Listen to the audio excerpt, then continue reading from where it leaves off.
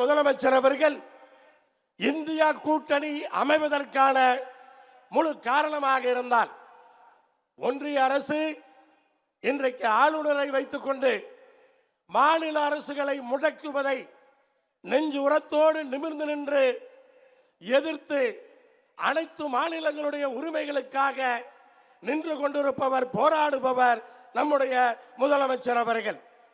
இன்றைக்கு யுஜிசியிலே உறுப்பினரை கொண்டு வந்து பல்கலைக்கழகத்தினுடைய துணைவேந்தர்களை நியமிப்பதிலே முட்டுக்கட்டை போட்டிருக்கிற ஒன்றிய அரசினுடைய அந்த வாளை நறுக்குகின்ற அந்த வேலையை தமிழ்நாட்டினுடைய முதலமைச்சர் அவர்கள் இன்றைக்கு முன்னெடுத்திருக்கிறார். சமூக நீதி கூட்டமைப்பென்று இந்திய அளவிலே உருவாக்கி 27% இடஒதுக்கீட்டை பிற்படுத்தப்பட்ட மக்களுக்காக வாங்கி கொடுத்தவர் நம்முடைய தமிழ்நாட்டினுடைய முதலமைச்சர். இன்றைக்கு இப்படி பல்வேறு உரிமைகளை தொடர்ந்து இன்றைக்கு பெற்றுக் கொடுத்து மாநில உரிமைகளை நிலைநாட்டிக் கொண்டிருக்கிறார் நம்முடைய முதலமைச்சர். மாநில உரிமைகளுக்காக மட்டுமல்ல, இன்றைக்கு நலத்திட்ட உதவிகள் தமிழ்நாட்டிலே செயல்படுத்தப்படுகின்ற எல்லா நலத்திட்ட உதவிகளும் அனைத்து மாநிலங்களும் இன்றைக்கு பின்பற்றுகின்றன. மாநிலங்கள் மட்டுமல்ல, இன்றைக்கு காலை சிற்றுண்டியை கனடா நாட்டிலே, இங்கிலாந்திலே, இப்படி பல நாடுகளிலும் நம்முடைய முதலமைச்சருடைய திட்டத்தை இன்றைக்கு செயல்படுத்துகிறார்கள். அப்படி இந்தியாவுக்கு மட்டுமல்ல, உலகத்திற்கே வழிகாட்டக்கூடியதாக இன்றைக்கு நம்முடைய முதலமைச்சருடைய செயல்பாடுகள் இருந்து கொண்டிருக்கிறது. ஆனால் இன்றைக்கு ஒன்றிய அரசு மும்மொழி கொள்கையை கொண்டு வந்து இன்றைக்கு பல மாநிலங்களை இன்றைக்கு ஒற்றுமைப்படுத்தி இருக்கிறார்கள். ஒன்றிய அரசு யோசிக்க வேண்டும், எதனால் தமிழ்நாடு முன்னேறியது, கல்வியிலே முன்னேறியது என்று பார்த்தால் அது இருமொழி கொள்கை என்பதை உணர்ந்து கொள்ள வேண்டும். இருமொழி கொள்கையை இந்தியா பூராவும் இவர்கள் அமல்படுத்த வேண்டும். அதற்கு உதாரணம் நாம் இன்றைக்கு இருந்து கொண்டிருக்கிறோம். ஆனால் இன்றைக்கு அதை தாண்டி சொல்லுகிறார்கள், மும்மொழி கொள்கை தானே, இந்தி திணிப்பில்லையே, எதையாவது கற்றுக்கொள்ளலாமே. ஆனால் வட இந்தியாவிலே எந்த மாநிலத்திலாவது அந்த விருப்ப மொழியிலே தமிழ் இருக்கிறதா என்று யோசித்து பார்க்க வேண்டும். எல்லா தென் மாநிலங்களும் சேர்த்து இந்தியும் சமஸ்கிருதமும் இருக்கிறது.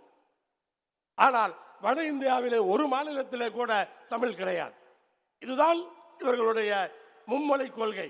அதே போல நிதி விஷயத்திலே பார்த்தோம் என்று சொன்னால், இன்றைக்கு எய்ம்ஸுக்கு நிதி தர மாட்டார்கள், கோவை மதுரை மெட்ரோவுக்கு நிதி தர மாட்டார்கள், பேரிடருக்கு நிதி தர மாட்டார்கள், கல்விக்கு நிதி தர வேண்டும் என்று சொன்னால் மும்மொழி கொள்கையை அமல்படுத்த வேண்டும் என்று சொல்லுவார்கள். முதலமைச்சர் என்ன சொன்னார்? 2000 கோடி அல்ல, 5000 கோடி அல்ல, நீ 10,000 கோடி கொடுக்கவில்லை என்று சொன்னாலும் மும்மொழி திட்டத்தை அமல்படுத்த முடியாது என்று சொல்லி இருக்கிறார்கள். இன்றைக்கு இதை ஏற்றுக்கொண்டால் அடுத்து என்ன செய்வார்கள் தெரியுமா? கோமயம் குடிப்பதை ஏற்றுக்கொண்டால் தான் நாங்கள் நிதி தருவோம் என்று சொல்லுவார்கள். அதை சொல்லுவதற்கு கூட அவர்கள் தயங்க மாட்டார்கள் என்பதை பார்த்துக் கொள்ள வேண்டும். இன்றைக்கு தமிழ்நாட்டினுடைய தேசிய கட்சியினுடைய ஆளுகின்ற கட்சியினுடைய தலைவர்கள் எந்த அளவுக்கு கொச்சைப்படுத்தி மிரட்டுகின்ற வகையிலே முதலமைச்சரையும் அமைச்சர்களையும் இன்றைக்கு பேசிக் கொண்டிருக்கிறார்கள் என்பதை அவர்கள் பார்த்து கொண்டிருக்கிறார்கள். அங்கே அவர்கள் தெரியாதாது. ஆனால் நம்முடைய முதலமைச்சர் ஒரு பழமொழி உண்டு, சூரியனை பார்த்து நாய் குறைத்தால் யாருக்கு நஷ்டம் என்று அதையெல்லாம் மறந்து புறந்தள்ளிவிட்டு தன்னுடைய பணியை இன்றைக்கு செய்து கொண்டிருக்கிறார். அப்படிப்பட்ட ஒரு சிறப்பான முதலமைச்சரை நாம் இன்றைக்கு பெற்றிருக்கின்றோம். அவருடைய பிறந்த நாளை நாம் இன்றைக்கு கொண்டாடி இருக்கிறோம். ஒன்றே ஒன்று, கடைசியாக பல பேர் நினைச்சிட்டு இருக்கிறோம், பிரசாந்த் கிஷோரை கொண்டு வந்துதான் நம்ம 21 ஜெயிச்சோம்ல. அது நம்ம எல்லாத்துக்கும் தெரியும், எப்படி கடுமையாக உழைச்சி ஜெயிச்சோம்னு எல்லாத்துக்கும் தெரியும். ஆனால் ஏதாவது ஒரு கூட்டணி கட்சியினுடைய கூட்டத்தினுடைய மேடையிலே அல்லது திமுகவினுடைய அந்த கூட்டத்தில் பொதுக்கூட்ட மேடையிலே பிரசாந்த் கிஷோரை என்னைக்காவது பார்த்திருக்கிறோமா? பிரசாந்த் கிஷோரை வைத்து என்னைக்காவது பேசி இருக்கிறோமா? புரிந்து கொள்ள வேண்டும். அவர் வியூக வகுப்பாளர், அவர் அரசியலுக்கும் அவருக்கும் சம்பந்தம் கிடையாது.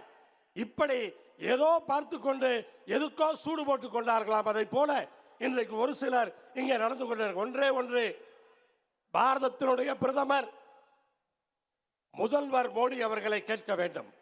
பிரதமர் மோடி அவர்கள் முதல்வர் மோடியை கேட்க வேண்டும். அவர் முதல்வராக இருந்த பொழுது மாநில உரிமைக்காக என்னெல்லாம் பேசினாரோ அதைத்தான் இன்றைக்கு நம்முடைய முதலமைச்சர் பேசுகிறார். அவர் திரும்பி பார்த்தார் என்று சொன்னால் தன்னுடைய பாணியை மாற்றிக் கொள்ளுவார். அப்படி பல்வேறு கருத்துக்களை நாம் பேசலாம் என்று சொன்னாலும் இன்றைக்கு நம்முடைய முதலமைச்சருடைய பிறந்த நாள்.